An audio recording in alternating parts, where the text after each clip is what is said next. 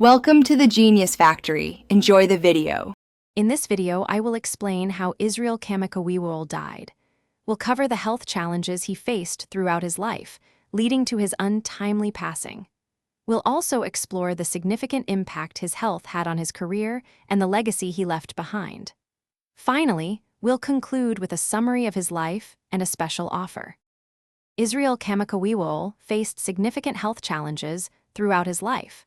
He struggled with morbid obesity, reaching a weight of 757 pounds at one point. This condition led to severe chronic medical problems, including serious respiratory and cardiac issues.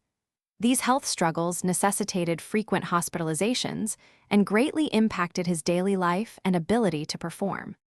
The severe health issues Israel Kamakawiwo'ole experienced profoundly affected his life and musical career. His considerable weight made simple movements and performing increasingly challenging.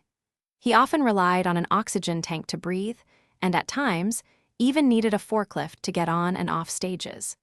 Despite these immense physical obstacles, he continued to share his incredible voice and spirit with the world.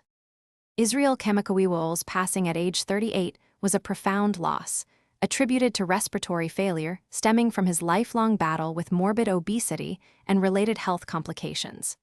Tragically, his brother, Skippy, also died young from similar obesity-related heart issues.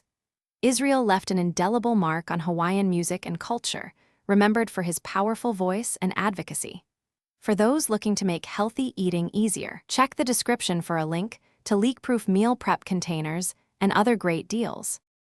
Thanks for watching. If you found this helpful, don't forget to like and subscribe.